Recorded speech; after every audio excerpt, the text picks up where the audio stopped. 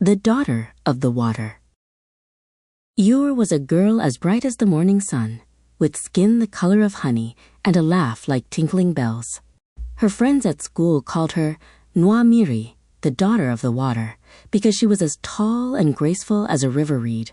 But Ure had a secret. She had never been to the lonely stream at the edge of town, the one where the old stories said the water was so clear it held the sky inside. One afternoon, Ure decided it was time. She took a bucket and walked the winding path alone, the silence of the forest wrapping around her like a blanket. When she reached the stream, the water was even more beautiful than the stories.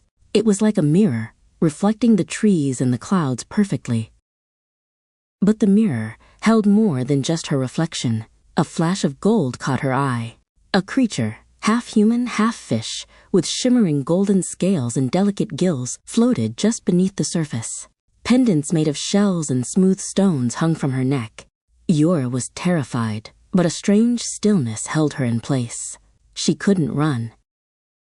The Mami Wata spoke, her voice like the gentle lapping of waves. She offered a small, smooth, white egg. "Swallow this," she whispered, "and you will know the secrets of the water. But you must promise to share them. You must bring others to me, so they too can know." Still unable to move, felt the egg slide down her throat. Back at school, was different. She carried a small basket filled with smooth white eggs. She would give them to her friends, whispering secrets and promises of a special kind of knowledge.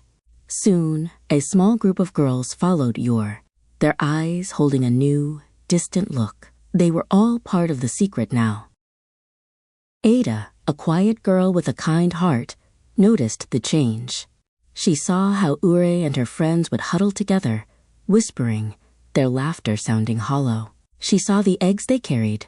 Ada had a special way of seeing things, a quiet wisdom that let her feel when things were not quite right. She knew something was wrong. With a brave heart, Ada went to the principal's office. She told her everything she had seen, not with accusation, but with concern. The principal listened carefully, her face growing serious. She knew Ada was a truthful girl. The principal invited the girl's parents to the school. She also invited a wise and respected man from the community, a man known for his gentle spirit and clear sight. He sat with the girls, not with judgment, but with kindness, and asked them to tell their story.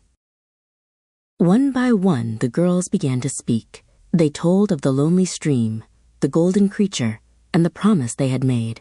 They spoke of the secrets they were forced to keep and the burden of the eggs. As they spoke, the weight on their shoulders seemed to lift, and their eyes, once distant, began to shine with their old light.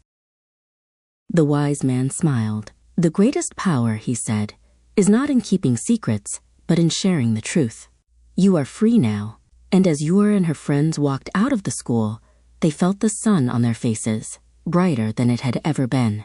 They were no longer daughters of the water, but daughters of the light, ready to begin again.